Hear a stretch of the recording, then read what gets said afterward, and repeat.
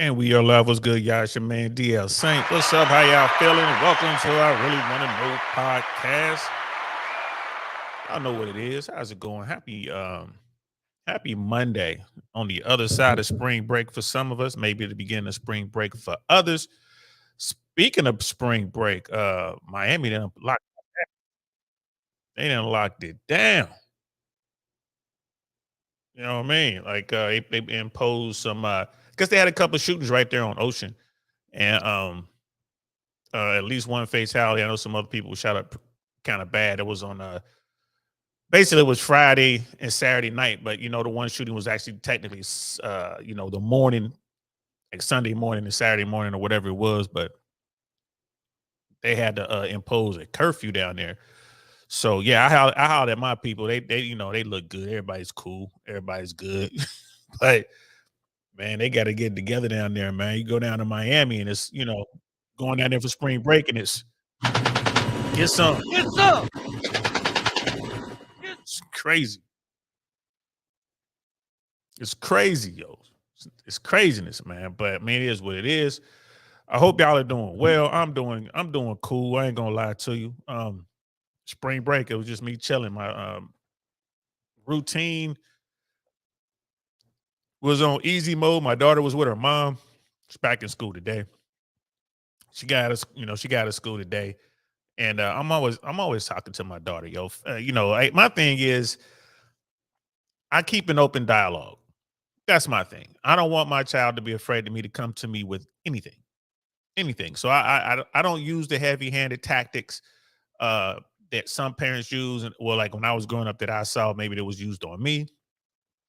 Nah, that didn't work on me, and I reckon it wouldn't work on my daughter. So I go the other way with it. Like we're not friends. Like my daughter is not my friend, but my daughter knows she can come to me and talk about the important things in life. So school got out, picked her up, she jumped in the whip, we're talking about stuff. And I'm like, so what's going on in your world?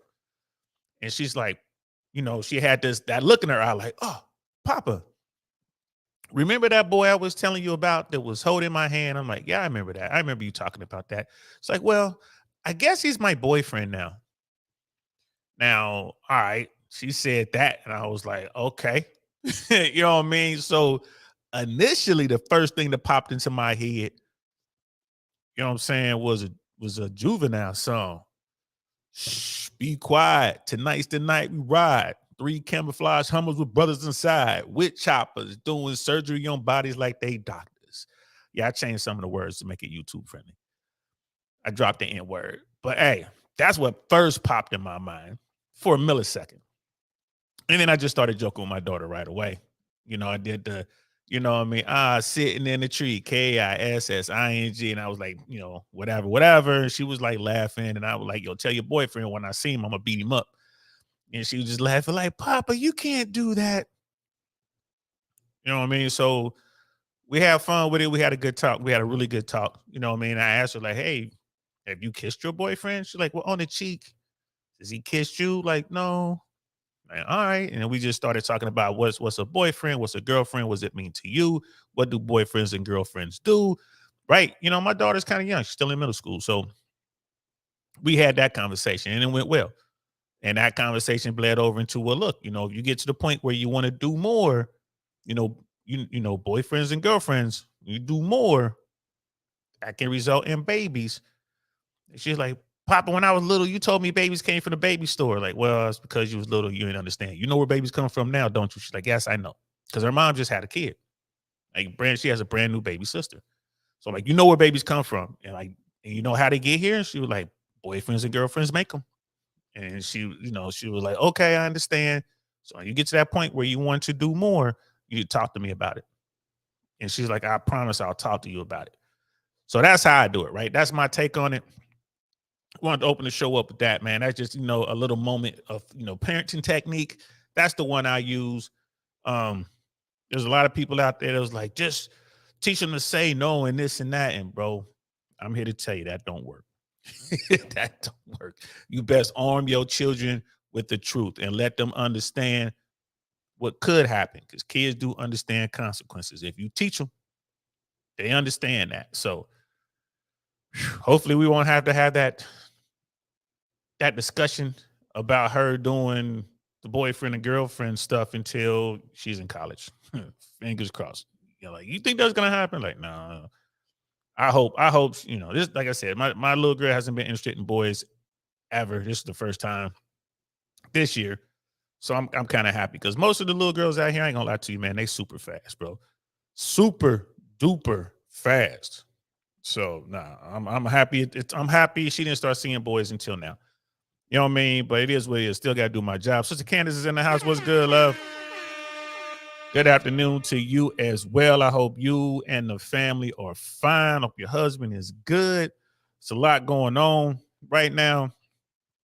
I'm looking at Russia acting up over there right now. I always think, when they had the Russians knock down the drone and, Russia and China talking and there's all this kind of stuff, when nations like Russia and China start getting provocative when it comes to international waters and messing with America, I always think of those who are still serving because I know what it means.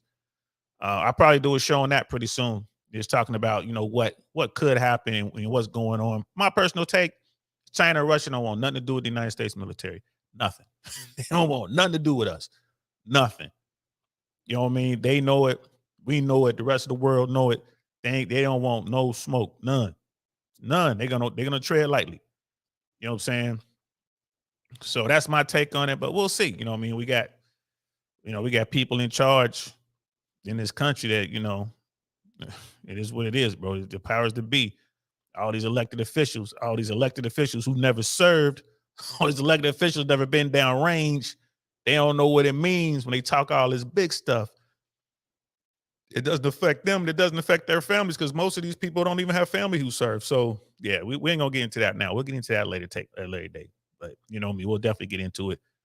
So I hope all is well on your end, Sister Candace. Do they even teach sex ed in schools today? Yes, they do. My daughter, they teach a variant. They teach a variant. So they do touch on reproduction and they kind of do it in a very scientific way, at least here in Florida. Um, but it is what it is. I can recall viewing Miracle of Life video in like fifth grade. I remember that video too, girl. I do. And being terrified of birthing a child. Yeah, I remember that. They don't get that graphic with it. So, I mean, if you have kids in school, you can always go out there and ask them, like, yo, got questions about the curriculum. I want to see what we're teaching our kids. They'll show you. They'll show you. They'll give you a breakdown. They'll send it to you. Sister Red Lipstick Vibes in the house. What's good, sis? How you feel? Always a pleasure. Glad y'all here. So yeah, we're gonna get into it. But yeah, they do teach sex ed here in Florida. I mean, I haven't sat through the course or whatever, but I've definitely picked my daughter's brain. I asked her, okay, well, how's this happen? How's that happen? And she was able to answer. So yeah, they did a pretty bang up job in teaching sex ed. Like she understands where babies come from, thanks to her mom, thanks to me. You know what I mean? Like telling her, like her mom's, was recently pregnant and everything. So she saw all that. And then she got mad at me, like, Pop, I thought you said babies came from the baby store. Like, yeah, well, that's not the case. And so she gets it.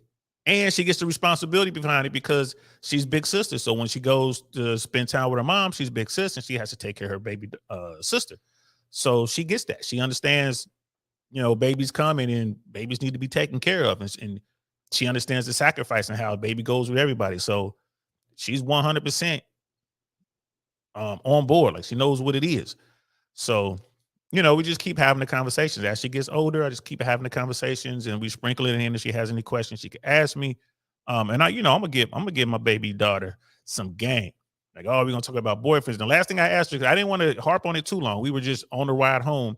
We stopped at the grocery store, and then on the way in from the grocery store, I talked about a little bit more. And I was like, well, how many boyfriends or girlfriends is this person supposed to have? I'm like, there's no real answer. There's no right or wrong answer. I'm just curious. What do you think? And how many? And right away, she said one. And then she said, well, I mean, I guess you can have as many as you want. And again, I said, well, at the same time, how many boyfriends or girlfriends can you have at the same time? She's like, well, she's just kind of sitting there and she was stuck. And I was like, well, there is no wrong answer. I'm just curious. How many boyfriends or girlfriends do you think someone should have at one time? And she said, just one. She's like, Pop, I think you should have just one. So I was like, all right, that's a good answer. Like, there's no right answer, there's no wrong answer. But yeah, that's cool. And we'll talk about this as time goes on. But I'm so happy that my daughter came to me and told me, Papa, I have a boyfriend. And that's what's up. I'm cool with that. Because I never talked to my mom and dad about that sort of thing. And boy, and by the time I was out of boy, we ain't gonna get into it, but what I was doing in middle school, yeah, we ain't gonna get into it. So I just said I'm glad that my daughter's coming to me. And I'm cool with this technique that I'm using right now. You know what I mean? I'm cool with this technique. It seems to be working, and I'm gonna keep using it until it doesn't work anymore. Then I'll go into another technique. So, all right, that's enough of that. You know what I mean? We covered spring breakers in Miami getting shot up. We've covered sex education, and we've covered that having that talk with your daughter as a dad in this environment. Telling you y'all, it's real important. Real important. I really should do a show on it. Maybe get some parents on here one day. But let's get into what we came to talk about, and that is the air traffic control system in America. This is something we can talk about, and I don't have to get a subject matter expert because I am that person. Me. You know what I mean? Yours truly, right here, Uncle Saint. Yes, retired air traffic controller, man. I was with the Federal Aviation Administration for over 25 years. I worked at a pretty prestigious place. The prestige didn't lie in his presentation, like it was a really dumpy tower, but it lies in the amount of volume that this little bitty tower did. I worked at a very historic place in aviation. If you're in aviation, you've heard of the Van Nuys Airport and the kind of traffic that Van Nuys Airport handled. I was there during this heyday. It was crazy. It was crazy. I'm so proud of it. Something, something to be proud about. Had some really good days, worked really hard, and had some really bad days, working really hard. You know what I mean? So I saw some news reports about stuff that's going on out here. So I was like, oh, let's talk about this. And that's what we're going to do. I found a couple articles. I found a Forbes article, and I found a CNN story. We're going to talk about that. Brother Primal Studies in the house. What's good, fam? Always a pleasure to see you. So we're going to get into it, man. Let's talk about what's going on. So before we even start, man, air travel is still the safest form of travel in this country, man. You're far, far more safe on an aircraft, airplane, airliner, whatever, than you are driving around the car, walking around the streets, riding a bicycle or whatever, riding a motorcycle, whatever. Air travel is still by far the safest way to travel, safest form of travel.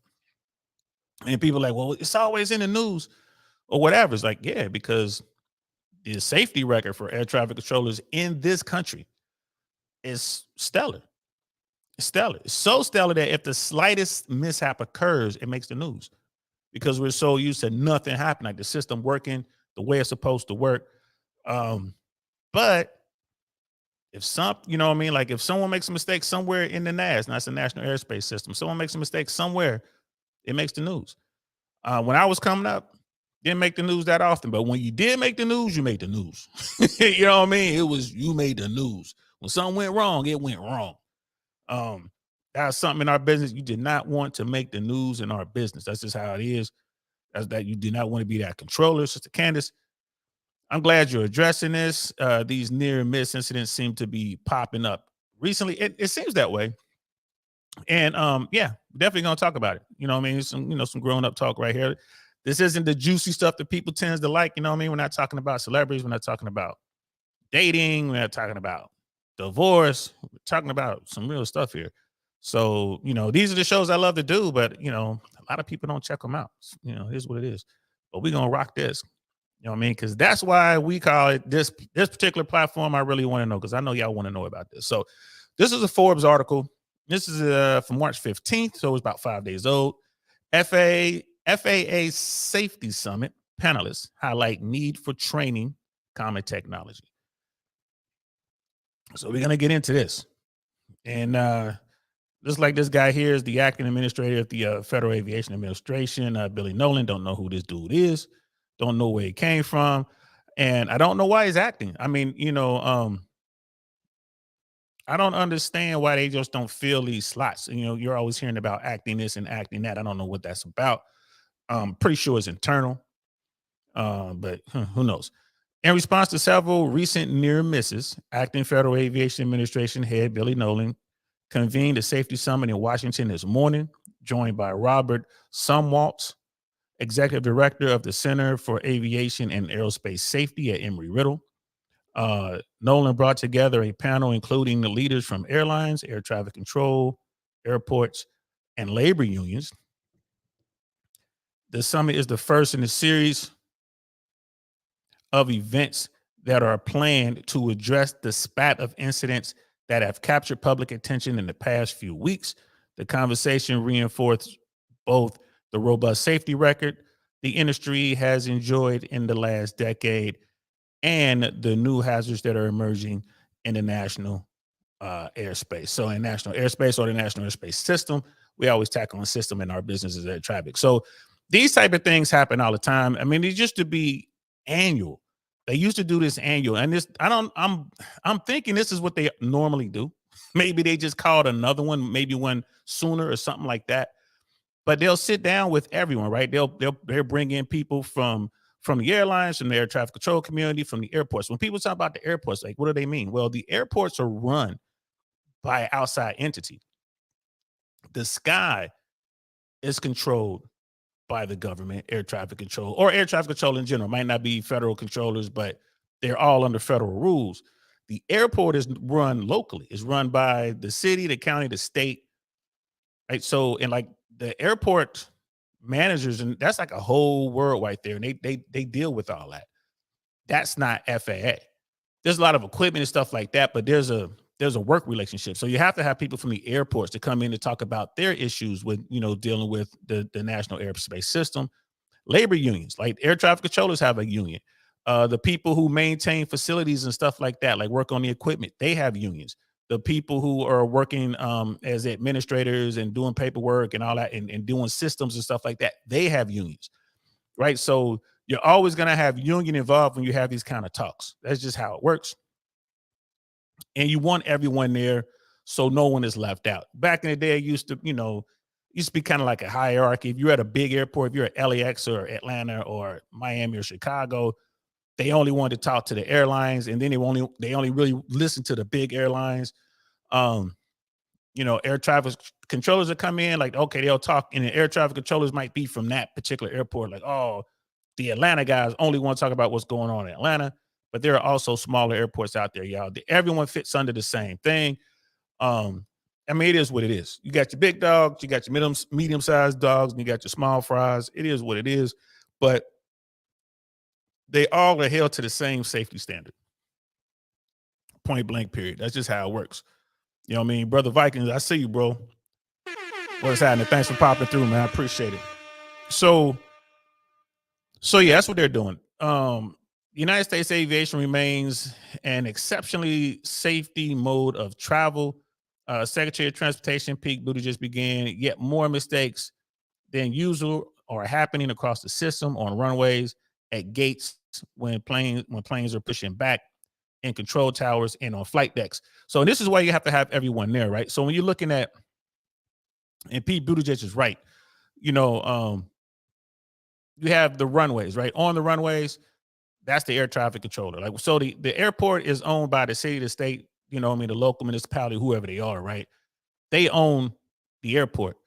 When the airport is open for business and like airplanes are moving about, they give control of surface areas to the air traffic controllers, taxiways, runways. Any portion of the surface is going to be utilized by airplanes. That's been delegated to air traffic control. Now, if it's a 24-hour facility, they have it 24 hours. If a facility is only open 12 or 18 hours or whatever, the airport gives it, they give it to them.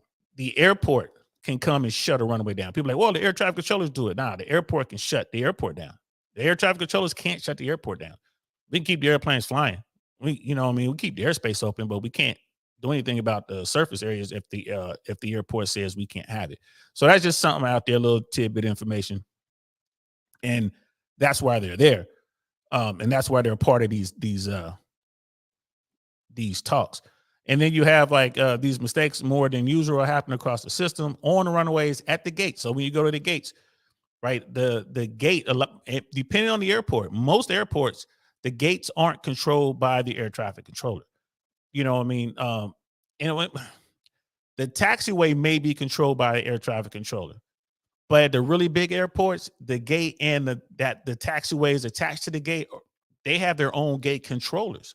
So the city or the state or whoever's running that airport might have a group of people who control just the gates and those alleys associated with the gates, like those little parts of the taxiways.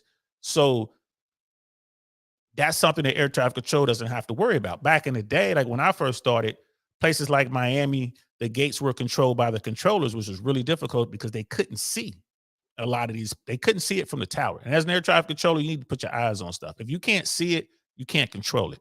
So they would give that responsibility to the gate controllers. You'll see like a series of small towers at some of these airports. And those airports, those are like the gate controllers. And the gate controllers just control that little piece, and they'll get the airplanes off the gate and get them right up to the taxiway. And once they get to the taxiway, they call the FAA guys or the tower guys, whoever's running those taxiways, and that controller will then take over from that point. So, can things go wrong at the gates? Yes. Yes. That's being out on that surface area, being down there walking around with these big airplanes moving about with these engines on. Yes, people can get hurt. I've heard of cases where people just kind of working on the ramp workers have gotten themselves deleted. They've actually lost their lives working. And recently, this happened recently. I want to say in Louisiana, something like that. I think it was a woman who was working for maybe UPS or FedEx or something like that. A sister who lost her life in a freakish accident. I think her hair got caught in some equipment, and she sustained injuries that she didn't recover from. So it's dangerous out there, y'all. You got to be careful, and that's run by whoever's running that gate. If it's like the airport authority, or whoever's running that gate, maybe even the airlines. Sometimes the airlines will take control of those gates and those taxiways associated with the gates. So like it's crazy. Like it's very, very dangerous. Brother Mark is in the house. What's good, fam? See, I know why there are more incidents in aviation. They must have been U.S. Army pilots laughing my butt off. All right. Them wings were violated. Hey, man. Hey, listen, bro. You know what I mean? You may have something there, man. U.S. Army aviators are a crazy bunch. Not as crazy as you marine aviators, man. Them boys special. Boys are special. But I see you got jokes. You know what I mean? But yeah, it's a lot of people out there who get hurt in this business. This business ain't no joke. Yeah, and since Kansas, like the airport is no place to horse around. I hope Slant Wish more is done to punish those fools acting crazy on board too. Yeah, I mean, yeah, that's a whole nother conversation. I don't. Yeah, I agree with you on that. These people get on board and start acting a fool. We got to definitely do something about that. And I mean, the airlines they'll bar you for life if you do some stupid stuff. Um, the captains in command, they kind of give people carte blanche these days to just kind of jump on the fool. Like the one guy, there was a guy from Boston who had some sort of homemade cutting device or whatever, and was, had this rant, did a bunch of stuff. He wound up getting beat up and jumped on. And I think he even in the article it said that he attacked her. He cut or attempted to cut or stab one of the crew, one of the flight attendants. But yeah, man, dude took it. They beat dude. They beat dude down. Brother Mangel's in the house. What's good, fam? They beat dude down. But that's not enough. I mean, yeah, he's gonna get charged. Yeah, that airline won't let him fly, but other airlines will. I think they should take more harsh steps in my opinion, and like break these dudes down. My personal opinion, they should bar you from flying forever. You shouldn't be able to fly on nothing unless you got your own plane. You fly by yourself. But I'm with you on that, sis. So yeah. So they want to work on that. According to Secretary Buttigieg, the new safety review team being brought together by the FAA will ask what is present in safety data, what is missing from the data, and what is working well that needs to be maintained, continued, and reinforced. All right. And this is what they do. They get around and they try to figure out how they're gonna work this up. What they're gonna do.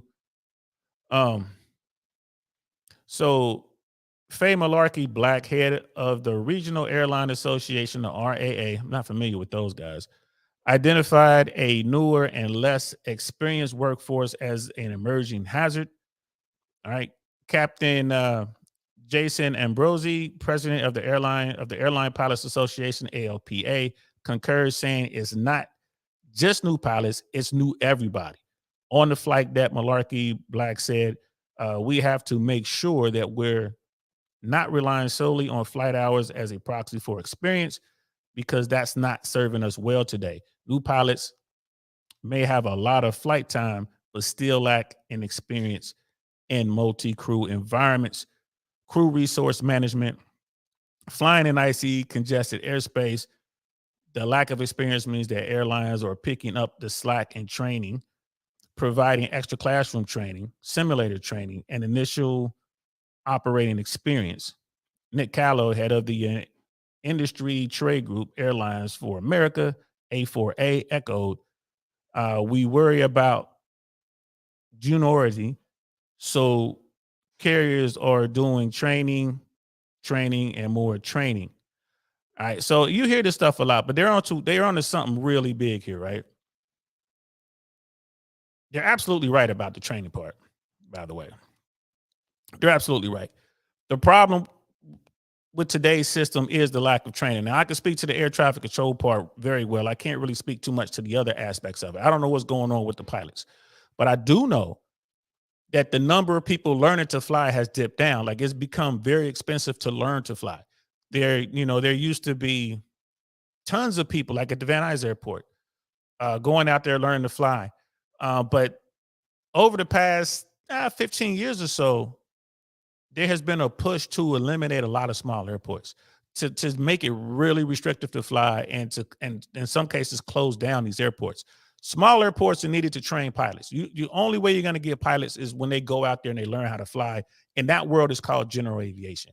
You got people going out there jumping in their Cessna or their Mooney or their Cherokee or whatever, jumping in their Cirrus, learning how to fly an airplane, starting to build up those hours. So getting that experience. If you don't have small airports, you're not going to get pilots. And it's not just here in America. I said this before. I think I said it on I did a DL short about this. People from all over the world come to America to learn to fly because it's cheaper, and there are more opportunities to learn to fly. There are more airports, and we have a free airspace system. You can't do, like, here in America, you can get in your airplane and just go fly. You can't do that in most countries on the planet. You can't do it. So, and there are people in aviation, man, like some of the coolest people you're ever gonna meet are just people who love to fly. Like they love to fly. Flying becomes their life. They go to the airport. It's like a whole different realm. You want to talk about different bubbles. Like, that aviation bubble is a cool bubble, is a very tight-knit bubble. It is so cool. And you have people that come in there like Morgan Freeman. I don't know if you guys know that, but Morgan Freeman, he's a pilot, flies jets. Kevin Spacey, I'm sorry, correction. Patrick Swayze was, big time pilot when I was learning the ropes back in the day. Clint Eastwood, pilot. Who is that plays Han Solo? Indiana Jones and all that. Man, why can't I think of his name right now? Harrison Ford, pilot. John Travolta, you guys all know, pilot. Tom Cruise, pilot. I mean, so many. Man, I can't remember her name. Angelina Jolie, pilot. Bill Burr, pilot. So you have this huge world of people who are out here learning how to fly, and it doesn't matter if you're a celebrity. In fact, your celebrity can get you hurt, which kind of sucks because pilots are really sticklers for rules, regs, and procedures. And when you're a star, if you get an instructor who's starstruck, it can cost you your life. And case in point is JFK Jr. JFK Jr. had an instructor who was starstruck. And had he had a regular instructor who was, and just schooled him up properly, there's a good chance that JFK Jr. wouldn't have, met his end the way that he did. I mean, that's just speculation. That's just on my end. But that world is so many people involved in that world. The world of aviation air traffic. It's a cool world. I knew nothing about it, to be honest with you. Nothing until I got into aviation. And in a place like California was such a cool place to get into aviation because you have so many small airports and little fields all over Southern California, all over the whole state, from Southern California, Northern California, and you just go out there and fly around. A lot of uncontrolled airports, kind of go in and just fly. I know I shout out to my buddy Tom Comer, another air traffic controller who's retired, but he's a pilot now. He was a pilot when I met him. He's been a pilot since he was a kid. You know what I mean? One hell of an air traffic controller. Tom Tascone, another one, pilot, air traffic controller. Uh, my buddy Dave Moore, rest in peace. You know what I mean? Uh, Air traffic controller, pilot. And we would go out on weekends just flying around, man. It's such a beautiful thing. Just go in, they have like a fly-in at some airport. You go to some uncontrolled airport, and on Sundays they open up all the hangar doors, and you just kind of walk around and look at all the cool airplanes. You know what I mean? So many cool airplanes out there. But again, that world is under attack. They're trying to close these airports. They're trying to destroy this world. And this is where your airline captains come from. They don't just come from from the military, right? They come from these worlds. And even those men and women who are in the military, a lot of them, they cut their teeth with their dad or their uncle or their mom at the airport, flying around in a Navion or something like that, flying around in a biplane. So, people who are in that world is a passion, but they're right. The experience level has dropped tremendously. Like it's definitely a problem out there right now. Now, is it a problem that's going to jeopardize the whole system? I don't think so. I don't think it's going to jeopardize the system, but it's definitely a problem out there right now. And this is something that they're trying to address. This is something that the National Air Traffic Controller Association has been talking about for the better part of 30 years. We've been talking about this a long time. But again, it fell on deaf ears back then. You know what I mean? Like, yeah, Brother Mandrill is in the house. Brother Viking. I'll be in Miami for CME in October. Confirmed. I'll be there too, bro. I'll see you there for certain. I'll be there in October for CME. Good looking out. I'll definitely be there. And Brother Viking, yep. I dipped my toe into that life when I was a hot air balloon ground crew for 3 years. Yeah, man, that whole world, man, that bubble was great. So many forms, hot air balloon, airships like blimps, gliders. I mean, it's so many like home built. There's so many people who go just make their own airplanes and go fly them, bro. Like this home built experimental aircraft. That's a cool little world. I ain't gonna lie to you, bro. It's a cool world. Let's get back to the story.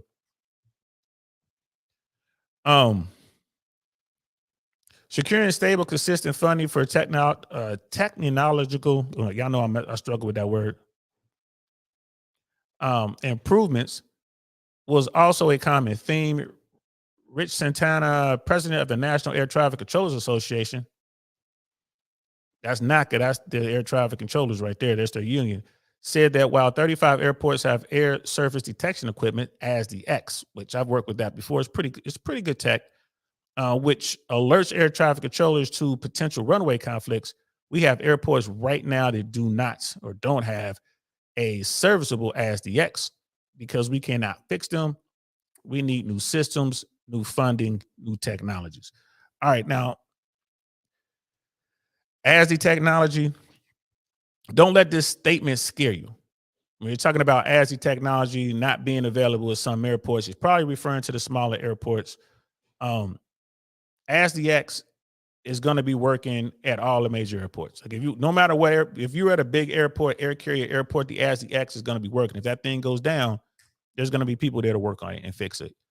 I think what he's referring to, Rich Santana, which I don't know who he is. I'm gonna have to look up who he is, because with NACA, with the National Air Traffic Controllers Association, most of the presidents are air traffic controllers, and they come from air traffic facilities, normally busy, big facilities. These guys have a lot of these men and women have a lot of experience.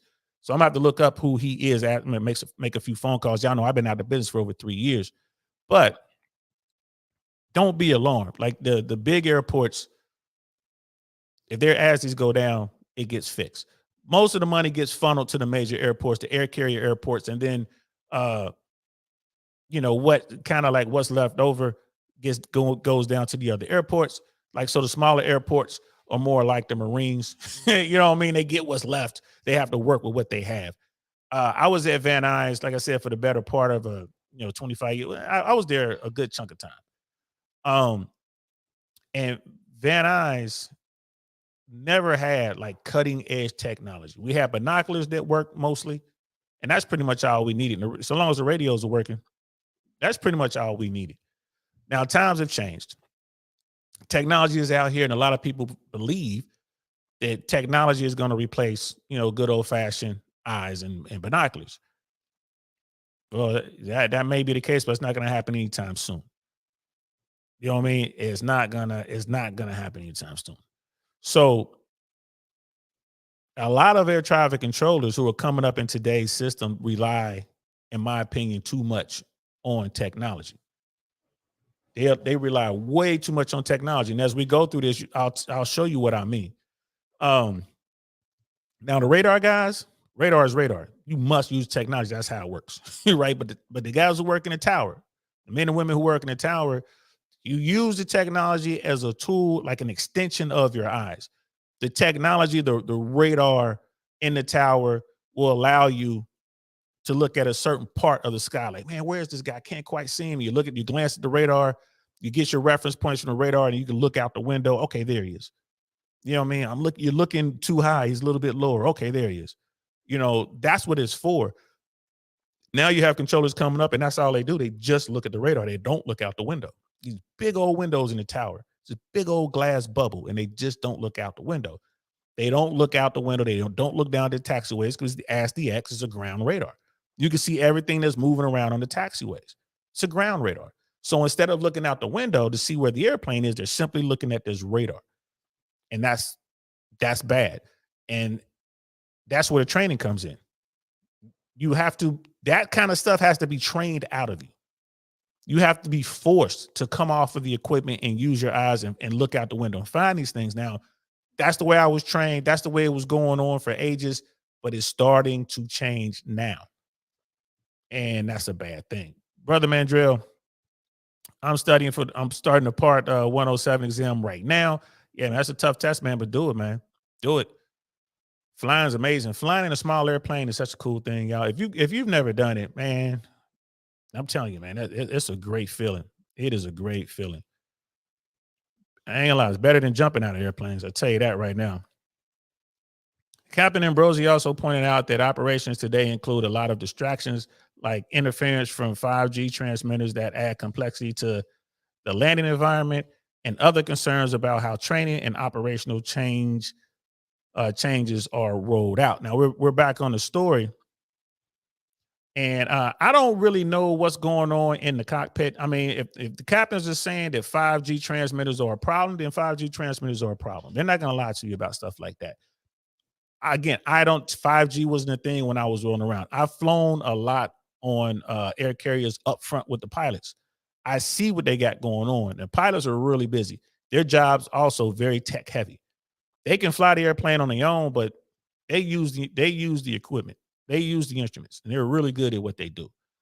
So if there's something that's adding complexity to what they're doing up front, then we definitely got to think we got to do something about it. And everybody like this 5G stuff. If 5G transmitters are an issue, then that's something they definitely need to look at. Summing up the attitude of the panel, Acting Administrator Nolan said there is no question that aviation is amazingly safe, but vigilance can never take a day off. Facts. Future events for the safety review team include a safety sharing meeting at the end of the month and a meeting on commercial aviation safety team on April 6th. So this is just normal stuff. They're just getting into what they're getting into, right? This is, y'all know what it is. Like something goes wrong and then all the big wigs got to come together to, hey, we're doing something about it kind of thing. I hope that they're taking these meetings serious. I hope they're taking them seriously, and I hope that they're coming away with what they need to come away with. I know that these meetings can be very good for the air traffic controllers and the pilots. I know when these meetings happen, the captains there, like the first thing they do is run over to the air traffic controllers and start, talking to them, especially if they're familiar with that particular airport. I would go to a lot of these tight meetings, local meetings at certain airports, wherever I was working. and the pilots to catch you during the meetings or before and after the meetings, and they will have a ton of questions. What does this mean? What Hey, how do you guys like it? Do you guys prefer this versus that? Or when you ask for this, what do you want? This and that. They ask so many questions. They tell us that what they like, they tell us what they don't like. And we encourage that in the system. I should say they encourage it now that I've been put out to pasture. They encourage that in the system. Right. We want to, we if the pilots know what I'm looking for and can give me exactly what I need as an air traffic controller, it's only going to make the system move faster, more efficient, and more safely. And if I know what the pilot is capable of, what he's comfortable with doing, what limitations or boundaries that he has, great. If I know that, if I know the pilot of that jet doesn't like doing a short approach, for instance. So you guys are wondering, what's a short approach? A short approach is basically, I want you to make a shortcut kind of. I want you to land sooner than you normally would. So a short approach means you kind of cut in the corner. Right? I want you to cut the corner. Maybe it's just the easiest way to put it without giving you guys a 5-hour class. Right. So a lot of pilots can do that. All pilots can do it, but some pilots don't like to do it. So what they would tell us is like, hey, if you plan on giving us a short approach, let us know as soon as you can. A lot of times we just wait till the last second. Hey, short approach. And they're like, man, they got too much stuff to do. They're set up for a different type of approach. It's kind of, imagine you're driving down the street, right? You're driving down the street. You're doing, the speed limit's 45 miles an hour, right? You're doing 45 miles an hour. And all of a sudden I said, turn right here. You're like, what? You know what I mean? You got to slam on the brakes. You got to do. It's kind of equivalent to that. But if same scenario, if I tell you 2 miles before you get to that turn, hey man, in 2 miles, we're going to turn right. You're going to see a street that's going to pop up. We're going to turn right in 2 miles. Then like, all right, you're a mile and a half in, start slowing up. Okay, here, he's going to tell me to turn. And I say, okay, turn now. It's not a problem. We learn this when we communicate with pilots. Young pilots, like young in time, medium time, and senior pilots, same thing. You know what I mean? So this is the kind of stuff that comes out of these meetings. I know. I just wanted to set all this up because we're going to get into the good stuff. We have there's an article from CNN that talks about this latest incident. I'm going to go over that, and then I'm going to give you my perspective on what I think happened with this incident, and kind of give you guys some insight on what's going on, like what's been sensationalized and all this other kind of stuff. Sister Candace, this is why self-driving vehicles are so dangerous. You still need a human to be there to operate it. Nothing of that magnitude should be solely reliant on technology. Yes, I agree with you at this point. At this point, I agree with you. Once they get to the place where the robots, the AI dominate everything, then I would say, yeah, it's safer to have the robots do it. But right now, got to pay attention. It's safer to have humans do it. They do the same thing with, there are airplanes out there that can fly themselves. They can take off, fly the whole route, and land by themselves. Now, I would not be cool sitting on the airplane with no pilot up front. Right. And that technology is old. Like, this stuff has been around for a while. Pilots can come out, they can program the airplane. Once it pushes off the gate and is ready to taxi, they can program that airplane to taxi out up to the runway. When they get the takeoff clearance from the controllers, they can program that airplane to line up on the runway, take off, and fly from LA to New York. The pilots are just sitting there watching. They can do that. That technology has been around.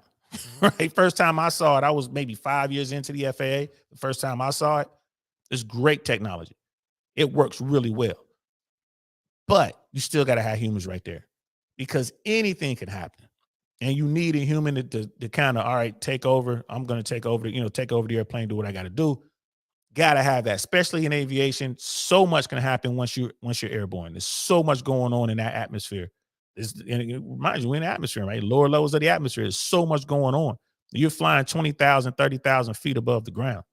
A lot can happen. Flying through clouds and, getting ice on your wings and all kind of stuff. Turbulence, clear air turbulence. People, I'm going to say this real quick. When you're flying on an airplane, always keep your seatbelt on. Always keep your seatbelt on. Right? You could be flying around in clear skies. It's clear as blue 22. We call that clear blue and 22, like clear skies, blue sky, 22 miles of visibility, right? Nothing's going on. Nothing's on anybody's radar. Nothing on anybody's weather radar. And that airplane that you're flying in could go up or down 1,000 feet just like that.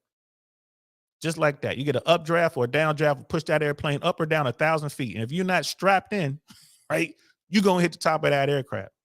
You're going to be bouncing off the bulkhead and coming back down. Right? You can be on a whole flight, you can be on a flight for 4 hours and never feel a bump. And then that happens. Boom. Clear air turbulence. Happens all the time.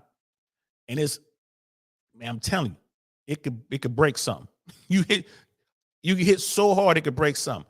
Keep your seatbelt on all the time. Keep it loose if you want. Have it, a little loose. It ain't got to be like, you ain't be cutting off your circulation, but keep it on. That's why they keep telling you, keep your seatbelt on. Even when you're just sitting there. It's rare, but it happens.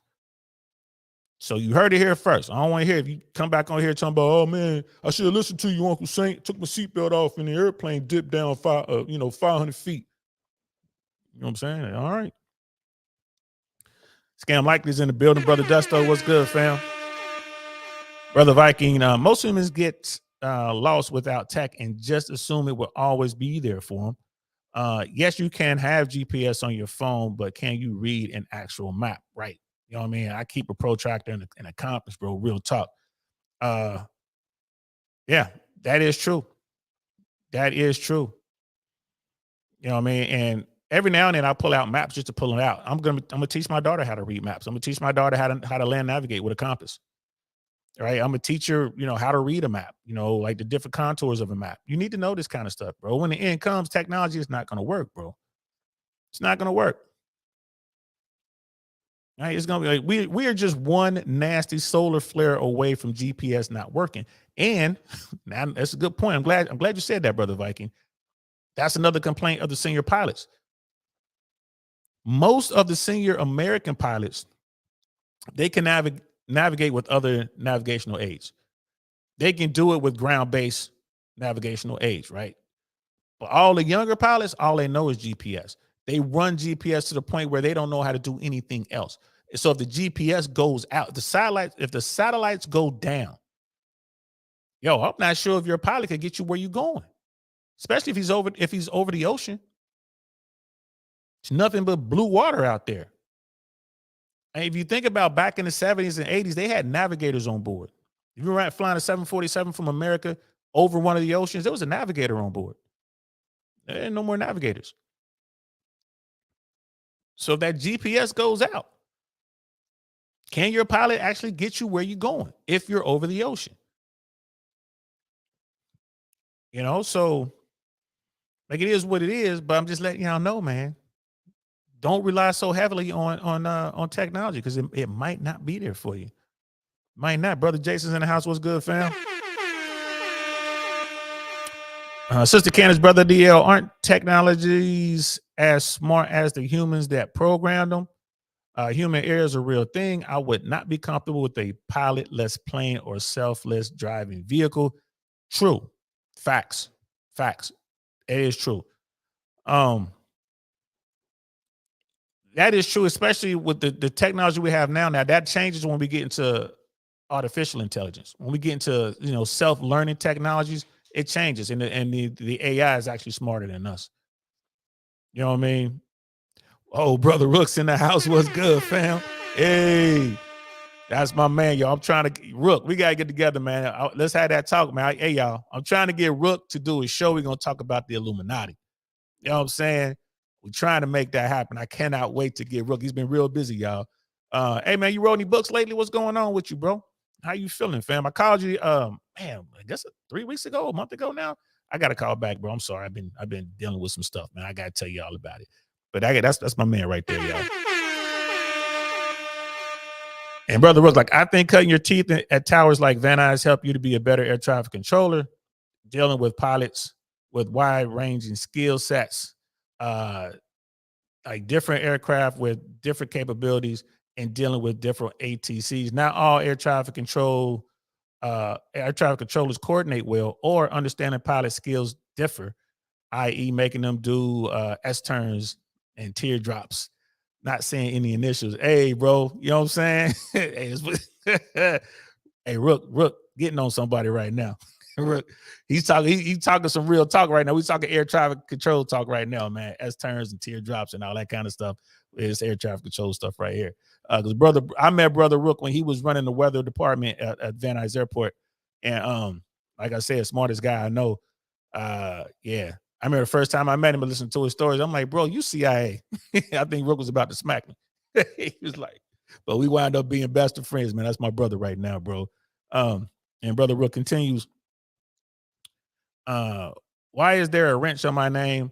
I ain't broke and I ain't broke and fix it. Shit, that means you're a mod. You're a mod, bro. That means you could kick people out of here. You can do all kind of stuff. You can make people's comments disappear. That's what that means, bro. It doesn't mean that I know you're a mechanic. Rook can fix anything with an engine. Anything with an engine. He has a story. Like I told y'all, Rook goes storm chasing every year. Listen, Sister Candace, this for you and your husband. Y'all might want to actually do this. Rook, he will take on people to come storm chasing with him. He does this thing where he takes people out and you get to go chase down some tornadoes, bro.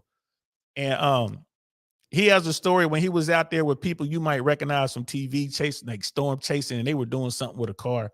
And Rook told him, like, that's not going to work because you're going to need to do this. And the guy tried to get all big with him. It was funny because what Rook said was absolutely right. I don't want to tell the story. I want Rook to tell the story because it's hilarious. Bro, we got to get together, man. We got to do, if we don't talk about the Illuminati, we just got to do a show and just chop it up, bro. Since I'm not out there and you're not out here. Been watching a lot of stuff on California, bro. It looks like the Badlands, man.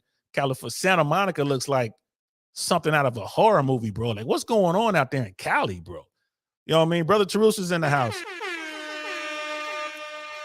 Probably just reporting more due to social media. Nah, not really.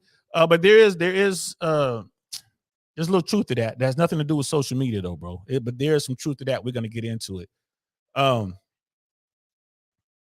Yeah, man. Y'all just don't know. Rook, that's my guy, man. Rook has so many stories. Hey, listen, when I start the Patreon, I think I'm gonna start the Patreon towards the end of summer. Get that Patreon going, bro, and that's where you're gonna hear the Rook stories. That's the only place you're gonna hear them. Like it's gonna be on that Patreon, y'all. And you're gonna have to be like the top tier level to hear it. Boy, he got some stories. I'm involved in some of them. Hang on with it, full disclosure. I'm involved in some of them. But boy, oh boy. All I got to say to that, Rook, is zip, zip. He's like, now he's like, oh, okay. He's like, now he knows what a wrench is. He's like, let's do it. Yeah, bro, let's do it. I'm gonna hit you up, man. Let's talk about the Illuminati, man. I definitely want to talk about that. So let's get back to the subject matter, man. But Brother Terus, to your point, before I forget, the FAA does understand that they have an influx of brand new controllers, and there's some issues with training, and there's an issue with standards, and there's all sorts of stuff going on behind it, right? And there's all sorts of reasons for it. Now, I don't want to get too into the reasons for it, but it's basic mismanagement. I mean, it's what it really boils down to. It's basic not being able to see from a 10,000 foot viewpoint. You know, they're sitting there looking 5 paces ahead. That's it. Maybe 2 paces ahead. And I'm talking about the FAA and their planning. Not understanding the shift between the generations, right? Because the FAA is shocked that controllers are retiring as early as they can. It used to be you had to controllers, but you had to kick them out. They would not stop. They loved it. It was who they were. It was their life. Air traffic was everything. They didn't want to stop. They were getting anything. They would do whatever they had to do to keep coming back to work because they loved it so much. That's how that aviation is, bro. I love aviation. You know what I mean? But shit, I love my life too. I'm trying to live. When my generation got there, when the tail end of Generation X got there, and all the young people after us, they're like, bro, nah, man. Like, nah, I'm gonna retire as soon as I can. You know what I mean? And then you got to add the medical side to it. Like, I actually had some issues that forced me to retire. The FAA couldn't keep me. You know what I mean? It would have taken me years to get my medical back if I would have ever been able to get it back. So you got that as well. So there's a lot going on, and the FAA, kind of like the banks, the FAA was counting people that they thought were going to be here 10, 15, 20 years down the road, when in fact those people were gone in like 8 years, 9 years. right? It's kind of like the banks. When the banks are saying, oh, we got all this money, but the money ain't going to be here for 10 years. It's the kind of same thing. They were basing their numbers on people, and they're thinking, oh, these people aren't going to leave. And then people started leaving. So the whole culture shifted. So you had these air traffic controllers with all this knowledge and all this experience, waking up one day, like, man, I'm tired of this, man. I'm retired. Boom, click, hang up the phone. That's how it worked. I'm out of here. And the FAA didn't plan for it. Even though people told them, like, bro, I'm leaving. Nah, everybody says that. You ain't going to go nowhere. Some of them didn't leave. A lot of them did. So that's where they are right now. You know what I mean? And zip. Yeah. If anybody wants to know about zip, that's going to cost you at least $1,000, and you got to holler at Rook. Rook, put your Cash App in there. Somebody really want to know what zip is. You're going to have to pay. You have to pay up $1,000. I think he'll tell you. That's how deep the story is. Matter of fact, $1,000 might not be enough. Zip. Boy, that's one of the craziest stories I ever heard in my entire life. And I'm a paratrooper. That made me blush. Brother True's lack of pilots as well. Yeah, we talked about that earlier. There's definitely a lack of pilots because, again, it costs a lot to learn how to fly, bro. It costs a lot to be a pilot. So, and you need a lot of hours to get into a situation where you can be a commercial airline pilot. It takes a lot of work to do that. There are a lot of stepping stones along the way, unless you go military, and it's hard to get a slot as a military pilot. Those slots are hard to get. So you're right. And Brother Trues, I feel that I just wonder if the incidents are due to a lack of labor, like it's affecting all of the industries. A little bit of that. This problem isn't like a one thing. Like, oh, if we just fix this one thing, then it's going to fix all the problems. No, it's layered. It's a really big onion. You got to peel back all these different layers to get there. There's a lot going on. You know, is the public safety being jeopardized? No, not really. Not really. You know what I mean? Is the system safer today than it was 20 years ago? Nah, it was safer 20 years ago. Why? You had more experienced air traffic controllers, you had more experienced pilots. The system is the same. The users of the system has changed. So, and that's where we are right now. And the FAA is like, well, how can we make these controllers as good as those controllers from 10, 15, 20 years ago? It takes time. You can't. Yeah, it's experience. There is no substitute for experience. There is no cheat code. Right. And now you got these young controllers coming in here and they're just like, I've made enough money. I'm out. I've heard stories of young controllers getting into the FAA, going to these big facilities, getting through training programs, working 3 or 4 years, save up $300,000, $400,000, $500,000, and then they're out because they're still living with mom. They don't have any debt, right? They're just kind of like, oh, I got enough money. Deuces. Asked to be transferred somewhere. You know what? I don't want to work anymore. I want to go work in Seattle. We don't have a slot for you in Seattle. Okay, I quit. Resign. Boom, gone. They'll resign, get bored, and then go overseas and work. If you're an air traffic controller in America, you've been part of the FAA system, working at the Common Eye, or working at, Atlanta approach, Miami approach, you know what I mean? Working at Southern California TRACON, working at LAX, working at these big, busy airports, and you go and you want to work for a private air traffic control company in Dubai somewhere, bro, you can write your own ticket. Write your own ticket. You probably make close to $300,000 in 1 year. Go work in the UAE. So these people are figuring it out. This is like one of the layers. Just one of the layers. You know what I mean? Brother Truce, you think it's a way to streamline the process or make it more accessible to get people in the program? It's accessible now. The FAA has been hiring aggressively over the past few years. In fact, they have a hiring coming up April, May, or June. I forget. I got to talk to my man Jay Swans and find out. There's another hire coming up. Y'all seen on this platform, whenever there's a hire, we do shows about it. You know what I mean? You don't need any experience. You just high school diploma, bro. The FAA will teach you. It's a great program. The problem is, we hey man, it's culturally, man. We're dealing with, everybody gets a trophy. We're dealing with people who are all victims. If there are people who aren't going to make it, the FAA back in the 90s, you was to go through getting hired off the street. You would go through the program at the FAA Academy in Oklahoma City. They had like somewhere between 80 and 93% washout rate. It was really high, bro. I forget the exact number. I got to talk to some of my guys. They'll tell me. Rook might remember. The washout rate was extremely high. They ran a lot of people through, but most people didn't make it. But the people who did were good. They were good. And they stuck around and they did the 25, 30 years. Right? Some of them went into upper management and they knew the system from the ground up. But you had a couple of things that happened. Back in the 80s, you had the strike. That was, when Ronald Reagan fired all those air traffic controllers, and that was the union was PATCO back then. When Ronald Reagan fired all those controllers, that was the beginning of the issues. They never recovered from that. Never recovered. They didn't start hiring in mass until after me. I got hired in 1998. They didn't start hiring in mass until like the 2000s, to pretty recently.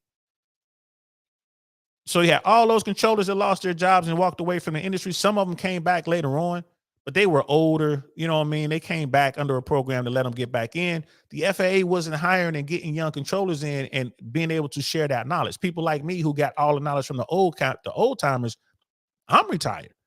So no one can get that knowledge from me. The people I trained in my career, I did my best to give them all that experience.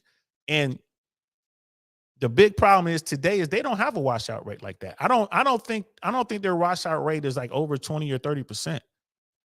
It's like a pass kind of thing. So they're just letting anybody get through the training program at the beginning. And that's the problem.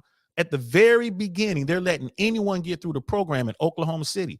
They make it, then they send them out into the field. They're like, well, if they don't have what it takes, they'll get, they won't make it. They'll get sorted out in the field. It didn't work that way. It doesn't work that way. You get out into the field, now you under the union's protection, you're doing something wrong. There's so many, there's so many rules, and you look at training. If you don't make it, there's so many different ways to fight it. People have gotten good at that. There are people who've been in the FAA 10 plus years and never certified anywhere. They just know how to fight it. They know how to work the system. It's not that I'm not a good air traffic controller. I didn't make it because I'm female, or I'm LGBTQ, or I'm black, or I'm Asian, or I'm white. You know what I mean? It's just they come up with all kind of, they know how to work the system. They file paperwork. Okay, go back over here. Okay, go back over there. Meanwhile, they're getting paid and all this. It's a problem. It's a management issue. Can they do something about it? I mean, yeah, but it's going to take some serious leadership to do it. And the FAA doesn't, again, the FAA needs controllers today. If they were to go in and institute a program at the academy where they're only getting the best of the best, that's great. But it's going to take years before you start to change what's already in the pipeline, right? The FAA is like a massive ship, bro. It can't turn on a dime. So that's what's going on now. The FAA needs to fill slots, and they're going to fill it with whoever they can. They're going to okay, we trained them. They went through the process properly. They made it. Boom, plug them in. And that's not how the system is designed. Like once you make it through your training, your on-the-job training, and they say, okay, you're signed off, which means you're good to go. That means you've reached the bare minimum. Bare minimum. Means you know nothing. This is when you really start learning. But now you got people, everybody gets a trophy crowd. You know what I'm saying? The victim crowd, they're like, I'm done. I can do whatever I want. And they stop learning. And that's a problem. And we're starting to see it. And the FAA is like, oh man, what do we do about this? Maybe the same thing is going on the pilot side. I don't know. You know what I mean? I don't know where they're getting these pilots from. You know what I mean? It is what it is, but I can tell you about the air traffic side. Says the Kansas, this seems to be a problem in various industries, including our military. Yes, same thing in the military. Retention issues and recruiting from a pool of applicants who are unfit in some cases. Exactly. Both are governments, the same thing. Brother Jason, there's no substitute for experience. Quote stream, there is no substitute. Absolutely, bro. You know what I mean? Brother Truce, I agree. Some jobs are meant to be difficult because of the skill set necessary. Yep. Brother Rook, at LAX, most wash out on ground when I was there. So yeah, and what Brother Rook, he's been around the industry for a long time. So he understands the lingo. So wash out, of course, is a term when you don't make it, you kind of fail. But if you wash out of a training program, right? So every facility you go to, every airport you go to in your career, no matter how senior or junior you are, you have to go through that training program at that facility. So as an air traffic controller over here at Control Station 1, let's say, I've been at Control Station 1 for 12 years, and now I want to go to Control Station 3.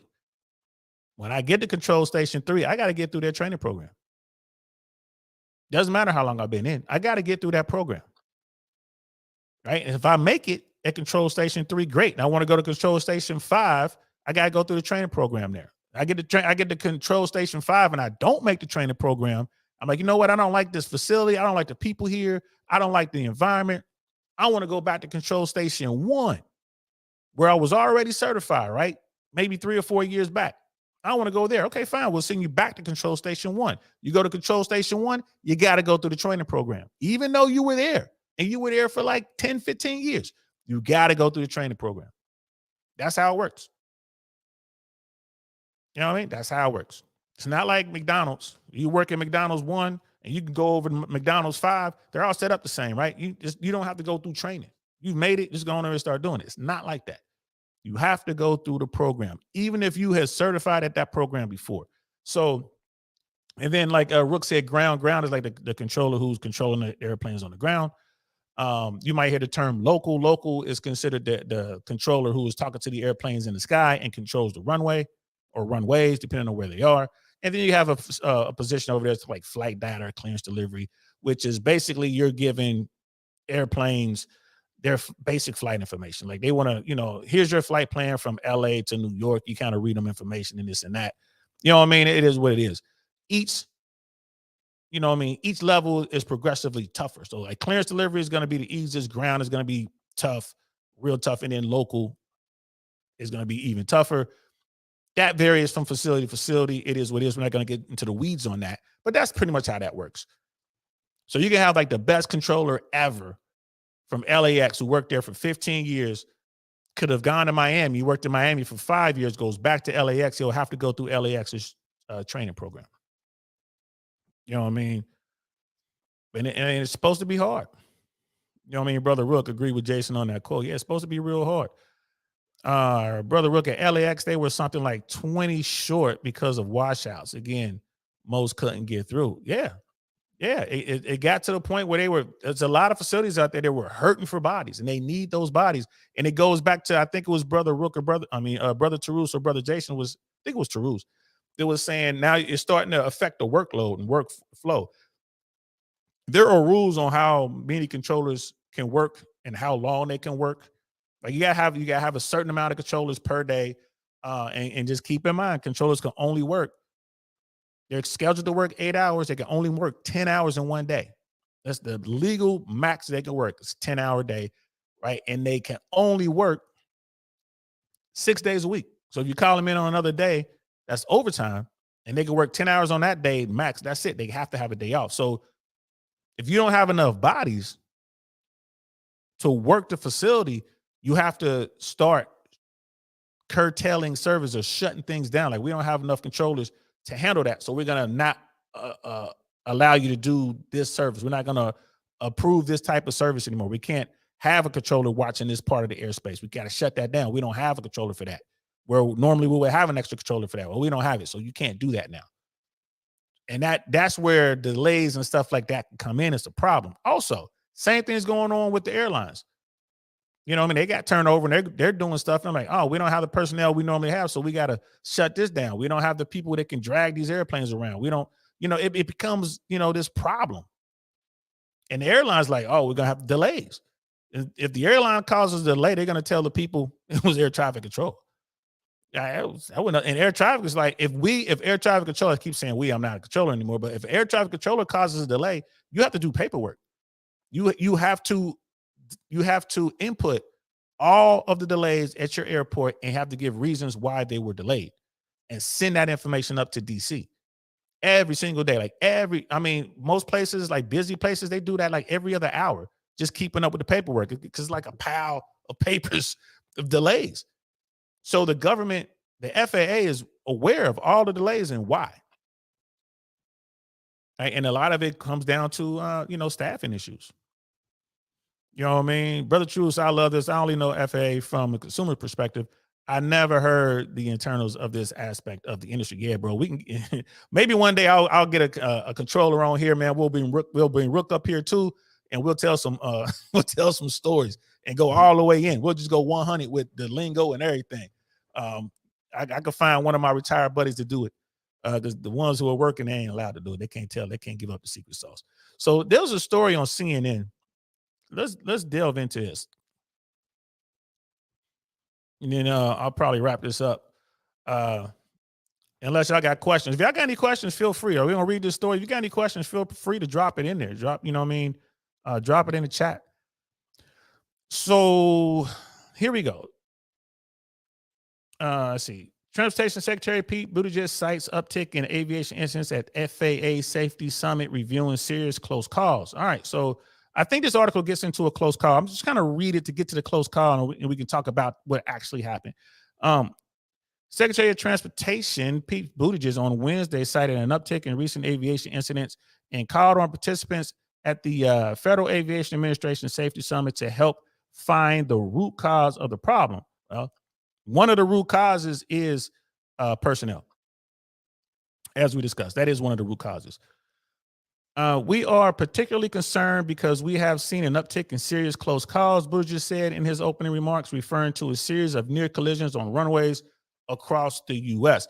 Like in this part right here, man, they're talking about runways, but the runway close calls are one thing, but the close calls that goes on, you know what I mean, in the air, that's what scares me. There are close calls every day in the air, and I don't think they're talking about that. You guys are going to hear about that more moving forward. Right. So that's the runway stuff. Yeah. All right. and most people in the airplanes don't even realize if they're in a near mid-air collision on their plane, because you won't see it. Those airplanes are moving so fast, you won't see it. It's not like you sit in the car and you can see the train coming. It doesn't, because you don't know where the airplane is coming from. It could be coming from below. It could be coming from behind. You know what I mean? Like on top of, it could be coming from behind. It could be coming at all kind of crazy angles. You're just sitting there watching Netflix on the air, you know what I mean? While you're sitting there enjoying yourself, hopefully with your seatbelt on. You have no idea where it's coming from. The pilots do. They have onboard radar that can tell them when other planes close to them. So, you know what I mean? Like the pilots are up there and they'll save the day. They got the equipment, but it's a lot going on out there. So it continues. We are particularly concerned because we have seen an uptick in serious close calls. Buttigieg said in his opening remarks, referring to a series of we read this already. Near collisions on the runways across America. After the rare summit, the FAA said discussions about how to prevent incidents at airports, ranging from overstressed pilots to flight attendants to better air traffic control technology. Right. And all that's part of it. Like I said, it's a very big onion with a whole bunch of layers. Technology is cool, but when you're talking about towers, you know what I mean? When you're talking about what's going on, on the runways and taxiways, technology can't fix that issue. Let's keep it 100 with you. Air traffic controllers have to be better trained. They have to look out those big old windows that the government pays for. Technology is not going to help you become a better air traffic controller. Technology can save the day with, in the sense that it can keep airplanes from possibly running into each other. It can alert. Technology can alert the controller who's maybe slipping, but you need to be looking out the windows. All air traffic controllers should be looking out the window. And that was the thing. If we're going to talk about some technology that they're going to mention in this story, but if the computer has to save the day, that means all the controllers in the tower failed. All of them failed, including the supervisors. Everyone in that tower failed. That is the last line of defense. A human should have seen the situation before the computer did. And that's one of the things that I harped on all the time as a trainer. I trained air traffic controllers for over 20 years. Pilots and flight attendants expressed concerns concerns that they continue to feel stress in the workplace. I bet they do with all the crazy people to get on the airplanes these days, including long work hours under adverse conditions. The FAA said following closed door meeting, a primary concern was workforce experience and attrition. And that's across the board. That's not just for the pilots and the flight attendants, man. That's air traffic as well, the air traffic controllers and the people who actually go out and fix equipment, the techs and stuff like that. So the summit comes after the FAA said it was investigating another close call between commercial airliners. The most recent close call was at Reagan National Airport near DC, the seventh since the start of the year. Wow. So that's a high number. Seven since January. That's a high number, y'all. For the severe close calls. Now, and it's something that they do. You know, the FAA has made it to where managers have made it to where they classify these things in different categories and this and that. And it kind of, you know what I mean? It's a way to fudge the numbers. But when they say something is a close call, it's generally like really close. And to say that they had 7 of those since the beginning of the year, that's a really high number. Let's see. On March 7th, Republic Airlines Flight 4736 crossed their runway without clearance. That's important, y'all. Without clearance that United Airlines Flight 2003 was using for takeoff. According to the preliminary review, the FAA said the United pilot had just been cleared for takeoff. The agency said, okay, now this right here. All right, let's talk about this one. So this right here. All right, I haven't read the rest of this yet, but we're going to get into this. I can tell right now just reading this little paragraph right here. All right, so you have Republic Airways Flight 4736 crossed an active runway without clearance. So if you're a pilot and you're landing on the airplane, an air traffic controller has to give you permission to cross an active runway. That is just how it works. And some airports have they have a lot of runways, right? So now there's a lot of issues like, you know, was this at nighttime? Was this at daytime? There's a whole bunch of stuff. And I guess it'll get into it later on in this article, but this is a big thing. However, this is common. And what do I mean by that? This is something that air traffic controllers are trained to deal with. This is it. This is the meat and potatoes. This is why we're here. Air traffic controllers, their job, right? Their mission, their major function is to prevent collisions in the system, right? To prevent collisions in the national airspace system. That's what air traffic controllers do. That's it. Everything else, whatever. Their job is to prevent collisions in the system. That's why this is a problem. Got an airplane taking off on a runway and an airplane crossing that runway. Yeah, there's a really good chance they're going to hit, right? That's not supposed to happen. So when you're looking at something like this, right, this Republic Airways flight crossed the runway. Now, did this airplane just land? Was this airplane taxiing out from the gates or something like that? There's a million and one questions, but the fact that this airplane got past the runway, there are a bunch of lines, like airplane markings. Like when you guys are taxiing around, like next time you go flying, look outside. Look outside the window, look on the ground, look at all those different markings. Like you have like white lines, yellow lines, red lines, dotted lines, solid lines. You got all sorts of markings out there, all kinds of signage out there, right? Every line means something. Every single line means something. And the signs are there to help the pilots find the lines. And, you know, the pilots know what they mean. The controllers know what they mean. Every single line, every dot, every hash, everything means something. Right? So when you're talking about runways, the way the runways are protected or with these lines. So when someone crosses a runway, it's a lot of space out there, right? There's a lot of room.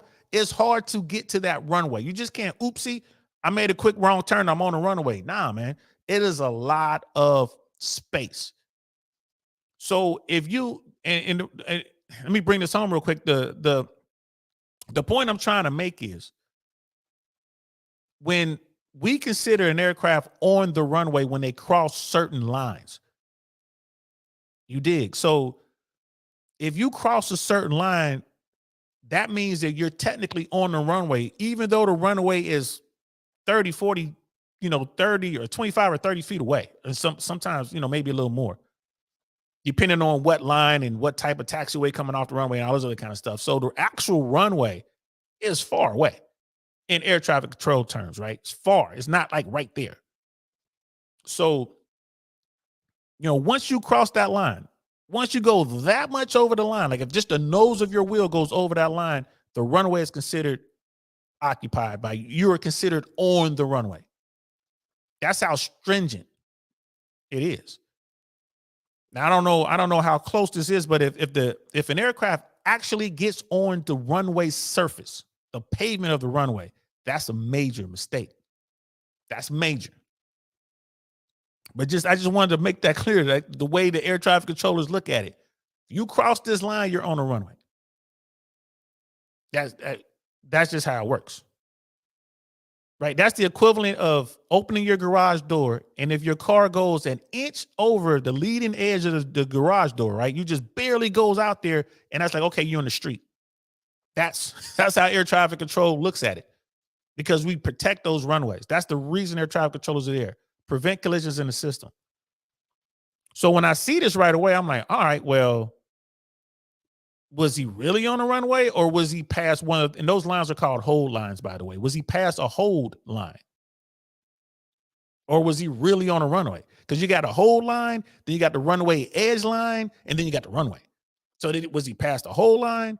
Was he past the runway edge line, or was he actually on the runway? There's tons of space there.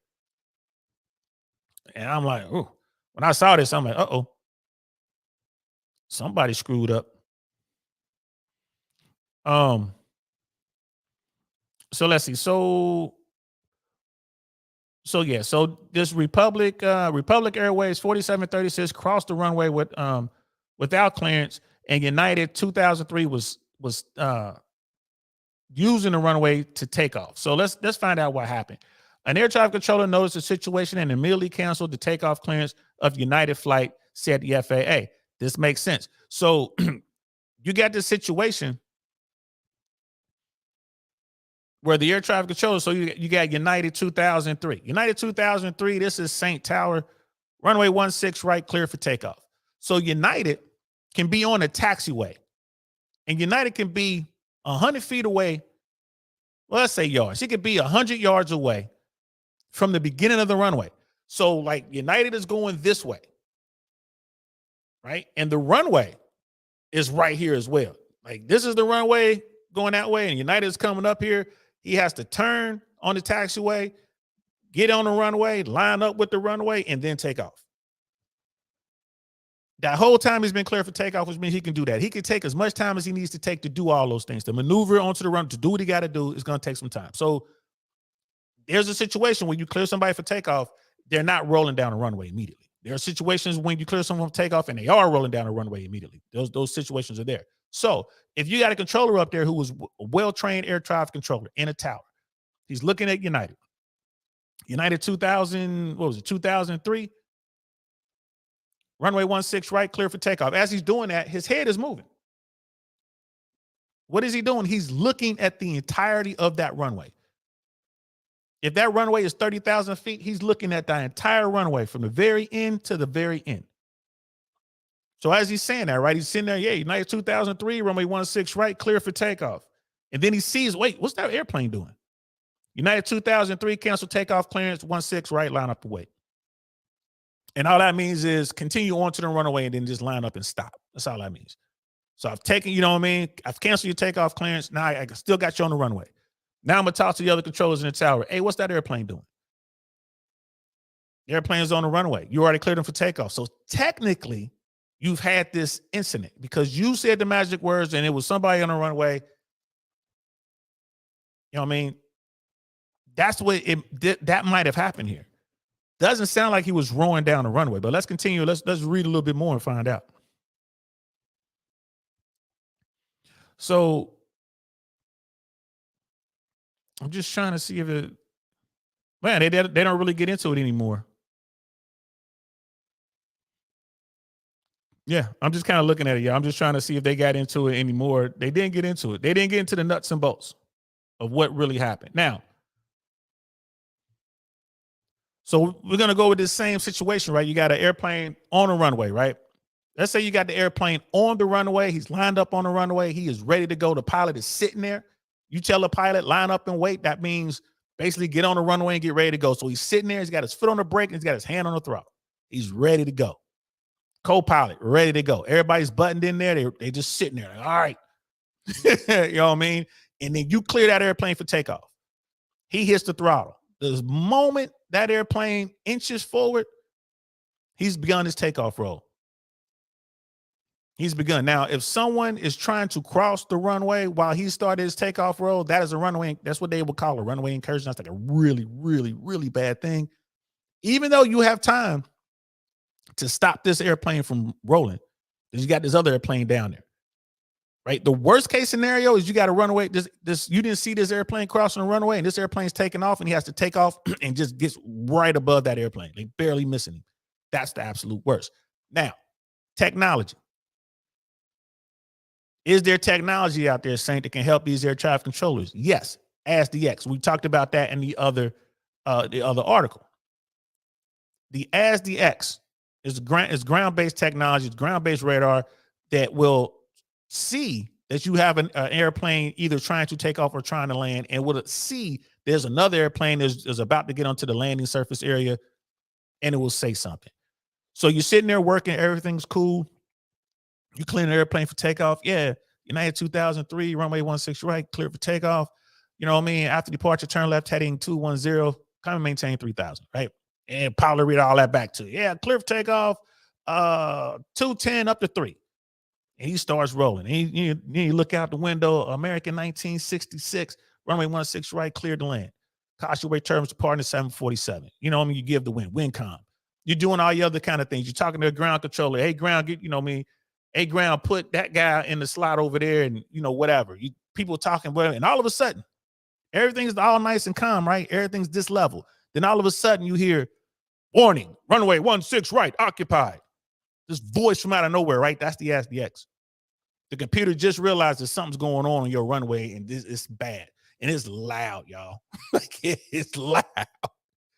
I mean, for real, for real. He's like, ah. And then people start stuttering because they're completely discombobulated. They just start stuttering. United 2000, United on the runway, stop. You see all kind of crazy stuff, right? If the ASDX catches it, everyone in the tower failed. Have I been in towers when the ASDX has caught stuff? Yeah. And I failed. I can remember once being not involved, but in the tower when something went bad. I was up there. I didn't see it. I should have. I was looking at some other stuff that everybody else was looking at. It was a crazy story. I can't tell you all about it. But it was dumb. I was up there. I had to go stand before the man just because I was up there watching. I was just up there monitoring, listening. I was training downstairs. I was trying to work my way through the train so I can get up to this point. And it was just kind of, even with all my experience, I'm like, damn, I can't believe I missed that. And I wasn't even working the airplanes. I'm sitting back mad at myself. Like, damn, I can't believe I didn't catch that. I should have saw that. You know what I mean? But I got caught up with everybody else. All of us were all looking at the wrong spot. All of us in the tower. And then the ASDX went off. Warning. Like, uh-oh. And instantly, we all saw it. Everybody looked at it. A fraction of a second later. Uh-oh, that's not good. It happens. So what do? You get better. You get better. You know what I mean? This is a whole bunch of stuff that went on. There's a bunch of paperwork. It's a bunch of meetings. You got to talk to people all over the place. If you are the controller who did it, if you're the other controller, and you got to understand, controllers have different responsibilities that they're working on. So I might be looking at one part of the airport and you're looking at another part of the airport because that's where your responsibilities lie. And if you lose track of one of your airplanes and they wind up interfering with what I got going on, yeah, you in trouble, but I'm in trouble too because I should have seen it. I should have seen it before the computer saw it. So that is what it is, y'all. So that particular this case here with this near midair or whatever they're calling it, this near collision. I would have to see the replay, and they will show the replay on the computer printout, like the computer replay, because on the ASDX there's a map of the airport, and there are little airplanes moving around this map. So they would play that back. They'll play back the transmissions, like the radio transmissions, and there's a time hack on everything, and you can see all these little airplanes moving around on the airport, and they'll play it all back. And then when the ASD goes crazy, when it notices something wrong, it'll put red circles around the two airplanes that the ASDX is worried about. It'll put what they call bars up on the runway itself. So if these big bars, like these solid lines, go up on the map where the runways are. There's some good tech. There's some good tech, but it's not perfect. You know what I mean? Like I say, man, it'll definitely ruin your day. When you get caught up in that kind of stuff. Brother Don 007's in the house. Was good player. Jersey's up in this joint. Stand up, Jersey. So what happens when that does down? Who gets fired? Written up. So what happens when that goes down? That's what you mean when that goes down. So what happens when that goes down? Who gets fired? Slant written up. Well, that's where the FAA is now. Remember, they don't have a lot of controllers. They ain't really trying to fire anybody. And it's going to be some retraining going on. So what they'll do is they'll put together a team. Well, the managers, the supervisors, and all that, the managers will get involved. They'll pull the information. They'll look at it. They'll determine who made the mistake. In that instance, is the pilot, in that story we just read, it said the pilot did not have clearance to cross the runway. So the FAA is going to try to put it 100% on that pilot. That's what they're going to try to do. If they can pin this on the pilot 100%, then they don't really have to do anything to the controllers, which I don't agree with. If an airplane gets away, whether they have permission to cross or not, the controllers should stop it. And again, it gets into, well, where exactly was that aircraft at the time of the incident? Was it just barely past the whole line? Was it like all the way past the whole line, but short of the runway edge line? Or was it on the runway, past the runway edge line? Like, where exactly was that airplane? Where exactly was the airplane that was taken off? Did that airplane just throttle up? Was that airplane doing less than 5 miles per hour when the air traffic controller canceled his takeoff clearance, told him to stop? You know what I mean? So, okay. Or was that airplane about to take off? Was it powered up, ready to take off, pull up that nose wheel and get airborne? Right? So they're going to go in, they're going to figure all that out. They're going to look at all that stuff, yo. They're going to look at all of it. And they're going to determine who was at fault. And if they have to, it could be multiple people, and they'll do percentages of it. All right, the pilot was 80% at fault, but the ground controller was, 20% at fault. Something like that. Or break it down and, that's what they're doing. But the FAA does not want the controller to be held responsible because they might lose that controller. It used to be when I came up, you only got 3 errors. We call these errors. You would get 3 errors in like 2 years or 3 years or something like that. It was something stupid. You couldn't get, like, if you got more than 3, then you would get fired. And then there was ways to get around that. You get like 2, we call them deals. You get like 2 deals, and then they'll pull you off. They won't let you work. Like, you got 2 deals, you only got like another 6 months. We'll pull you off, put you on special duties or whatever for 6 months. And then after 6 months, okay, your clock started over again. So now you got no more deals. But it always went to retraining.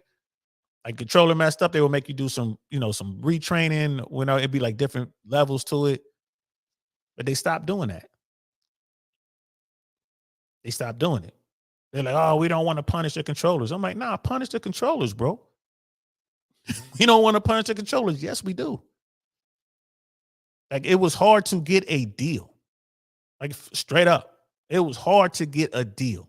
You got a deal. I was like, man, that sucks. You didn't want one. It was pride in that. Like, man, I ain't no deal. Now, of course, it's kind of like a speeding ticket. He kind of fudge those. I'm just giving y'all the real sauce. For every one deal that you got, like if you got, this is back in the day. This is back in the wild, wild west days of air traffic control. And for every one deal, official deal you got, you probably have 5 real deals. You probably have 5. They only called the one. And that's how, like, it had to be bad. If you got a deal, that's why you got punished. Like, we know this ain't the first one. You know what I mean? That's when we gonna make you fix this, or move you to another facility. Like, you can't work here. You don't have the skill set for this. We gotta get you another facility. It's really hard to fire an air traffic controller. It takes a president to do it, really. Be honest with you, it's really hard to fire an air traffic controller. I say it takes a president, but no, it takes a lot to get an air traffic controller fired, and even more to keep them fired. The union will almost always get them back. So, I mean, there's that. But yeah, bro, no one really goes down the air traffic side. I don't know what happens to the pilots, but nothing really happens on the air traffic side. It might be a little bit of a write-up, maybe. And that would even stay locally. It's not like it stays in your permanent file or anything like that. So it's just the way that they classify these things now. It's all set up to take the onus off the controller because they don't want to lose a controller. If the rules state if you have 3 deals inside of 2 years, then you got to go. How many people would be gone? So they're like, oh, we can't do that. So they start to change the rules a little bit. Right? So you change the rules. Like, all right, we got controllers having these issues. We can retrain them. Maybe we can put them somewhere else. Like, it's all kind of madness, bro. And it just boils down to accountability and training. At least that's, me. They looked at me like I'm an old head, right? I'm one of those old crusty air traffic controllers. I was like, man, yeah, crack some heads open, bro. Someone gets on your runway, that's on you. That should make you sick. That should turn your stomach. If you run 2 airplanes together, that should turn your stomach. Even if the pilot did something stupid, you should see it. I mean, and it's hard. I mean, dealing with that sort of stuff is crazy. I've seen it all in air traffic control. Unfortunately, I've seen it all. Right, to see an airplane fall out the sky, bro. Even when it's not your fault, you don't unsee that. It stays with you forever. Constantly asking yourself, well, what could I have done? Is there something I could have done? Like the story I told you, I saw an airplane go on the runway and I wasn't even up in the tower officially. I was just, monitoring as a trainee. I felt, you know what I mean, that, bro, there had to be something I need to get better. I should have seen that. I took on an amount of responsibility, which I had 0. I still felt responsible. Like, yo, I should have saw that. I should have seen that. I'm better than that. Like, I'm an experienced guy at 15 years in. Did I have 12 years in at that time? I should have seen that. Nowadays, ain't my fault. Whatever, ain't my fault. They know they're not going to get in trouble for it. So they just keep on doing what they're doing. Again, this is just my take on this, y'all. I'm an old crusty controller.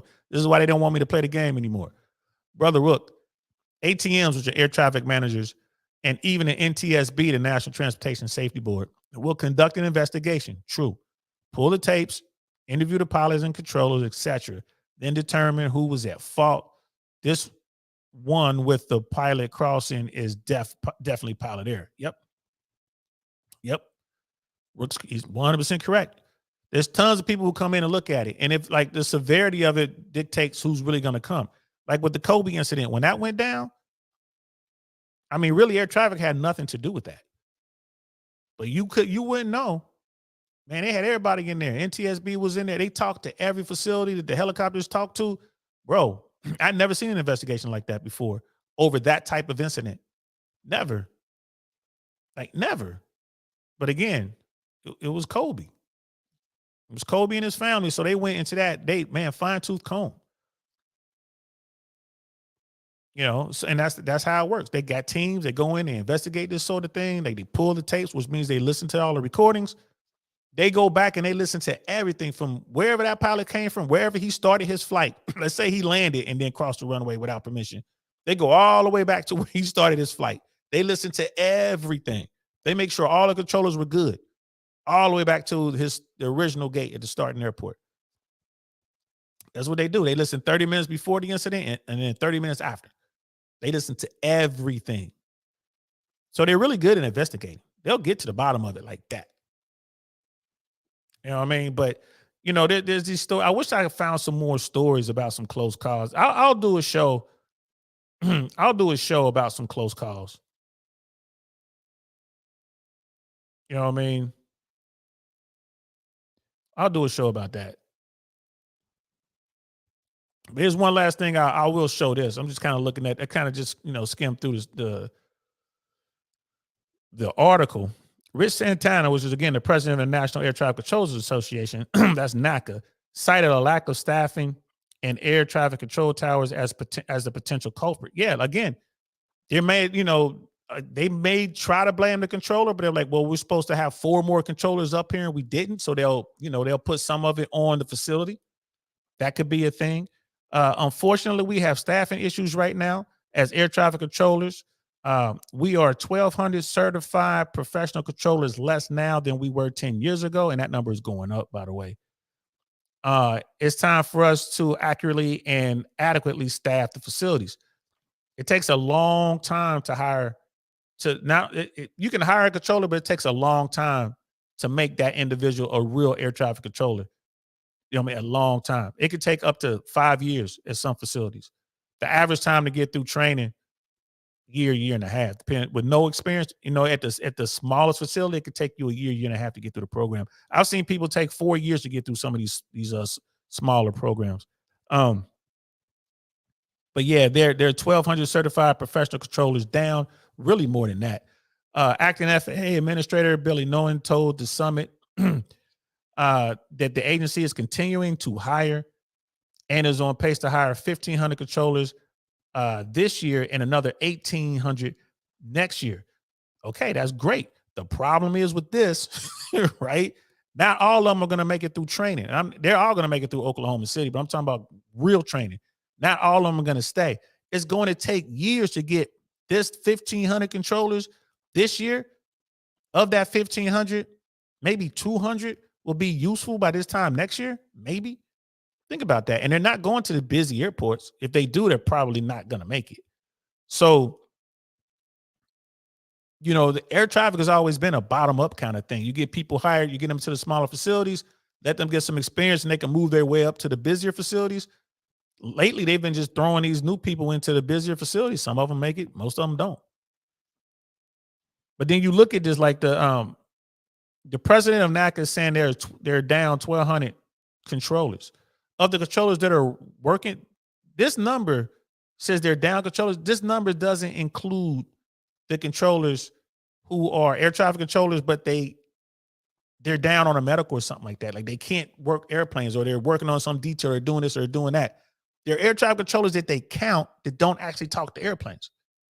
So I could be an air traffic controller working in San Diego. No, let's say Miami. I'm working at Miami. I'm an air traffic controller, but I'm on this summit. I'm on this team. I'm part of the air traffic control team that goes around to these summits and talk to these people, go to other facilities and try to figure out what's going on. Like they're going to have controllers do that.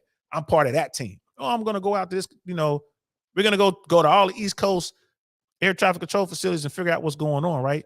They're still counting me as an air traffic controller in Miami, but I ain't in Miami working. I'm all over the place. I'm out here doing this stuff and that stuff and this and that. I'll come to Miami every other weekend to work the minimum amount of time to be considered current. So I came in there like, okay, I'm current. I might come in there and work a Saturday. All right, I'm current. Then I'm back on the plane Monday. I'm back in DC, or I'm out in LA, or I'm down in Texas. And then I'll come back the next month and come work a day and get current. And then I'll go back.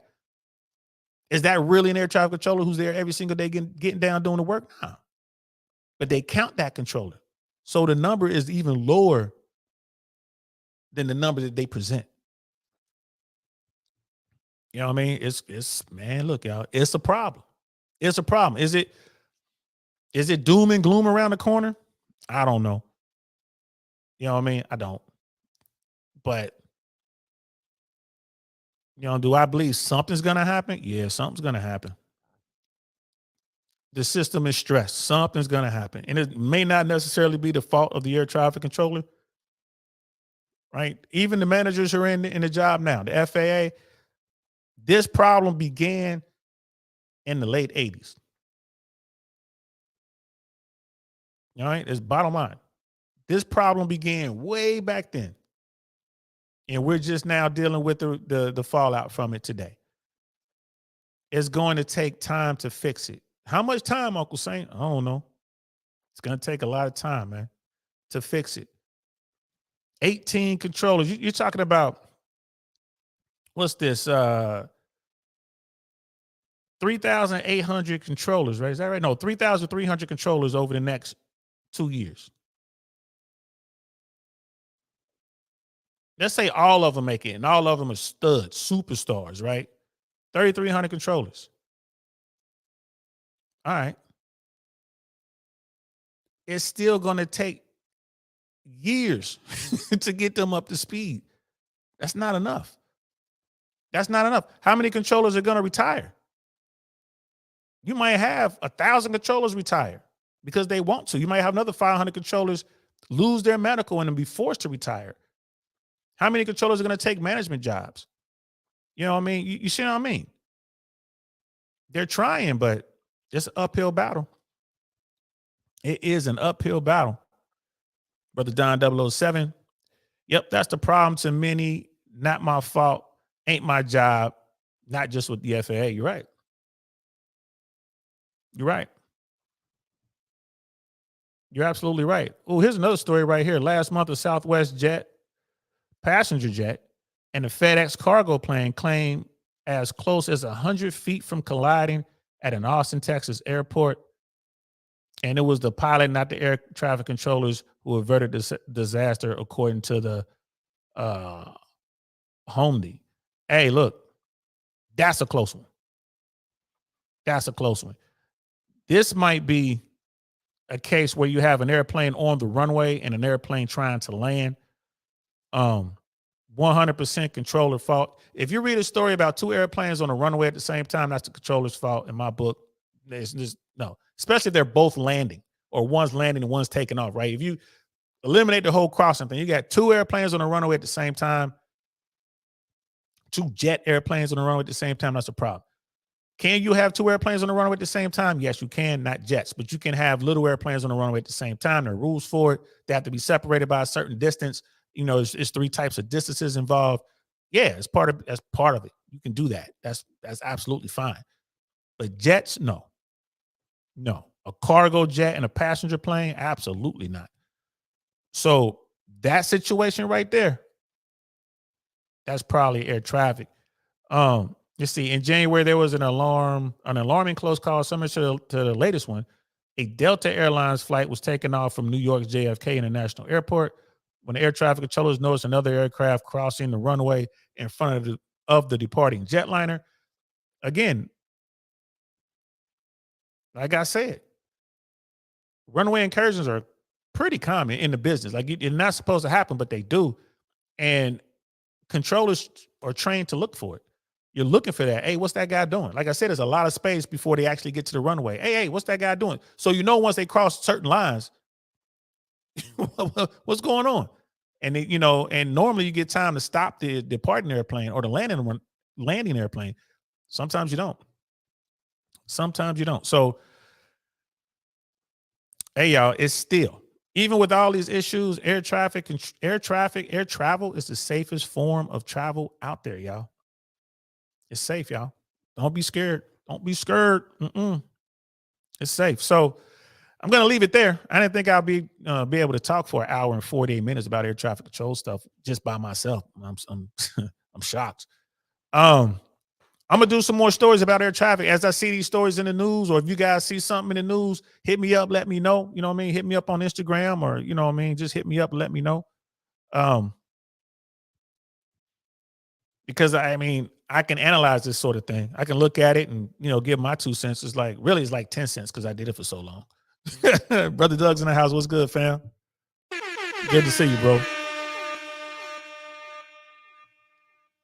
You know what I mean? So hit me up if it's something in aviation you find out there, a story or something like that has anything to do with air traffic control. Hey, don't be afraid, man. Hit me up. Let me know. Like, yeah, what do you think of this, Saint? And I'll tell you what I think. There are so many rules out there governing air traffic control. So many rules. It takes years after you finish your basic training. It takes years. And I've never met anyone who's mastered all the rules. We're just familiar with the rules and know, what rules apply to us. But there's some controllers out there that know all the rules for all facets, all aspects of air traffic control. Those guys are like robots, bro.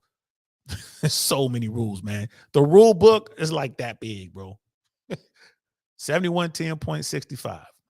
That's the rule book for air traffic control. Look it up online. FAA, you know what I mean? 7110.65. So yeah, that's it. I'm done, y'all. I hope y'all enjoyed that. I know it was real technical and whatnot. You know what I mean? I know it's not as juicy and as fun as some of the other stuff, but hey, man, we need these shows. Brother Wook, when's your next live show? Tomorrow, bro. I'll be on tomorrow at 6 o'clock. Not sure what I'm gonna do yet, bro. Look, you know what I mean? Holler at your boy if you're free. We can talk about the Illuminati. But tomorrow I'll be on 6 o'clock Eastern Standard Time. And I'm not quite sure what I'm gonna talk about, y'all, but I'm gonna talk about something. I did a short about Trump today. You know, he's supposed to get arrested tomorrow, according to Donald Trump. Like, that was just so, I don't know. I don't know what's up with that, but I did talk about that on the short. Yo, go check that out. Let me know what y'all think on that. Yeah, that's it, y'all. I'm not sure what I'm gonna talk about tomorrow, but we're gonna talk about something. Thanks for rocking out with me, y'all. I really appreciate y'all, for real. Each and every one of y'all. Thank y'all so much for rocking out with me. This was fun. And we're done. I'm going to make dinner for my daughter and talk about her new boyfriend. You know what I'm saying? She asked me what I'm gonna be doing tonight. Papa, what you gonna be doing tonight? Like, I'm riding on that fool. That's what I'm doing. Where that fool at? Nah, I'm not gonna do that. I'm happy. My little girl's growing up. Puppy love. Isn't it a cute thing? So, all right. And if dude get out of pocket, we're gonna have Uncle Rook come out here and take care of business anyway. That's how we doing it. Thanks for rocking with me, y'all. I really appreciate y'all. Thanks for coming through. I hope you enjoyed it. We got Casual Germ up in the piece deal. If you need Uncle Germ to roll through, I got you. Yeah, bro. Yeah, I ain't mad at you, bro. Like I said, shh, be quiet. Tonight's the night we ride. 3 camouflage Hummers with brothers inside, with choppers. Wait a minute. Doing surgery on bodies like we doctors. So, all right, I'm out of here, y'all. I'm DL Saint. It's the DL Saint I Really Want to Know podcast. But I'm going to talk to y'all later. Peace. Darn, that's the end.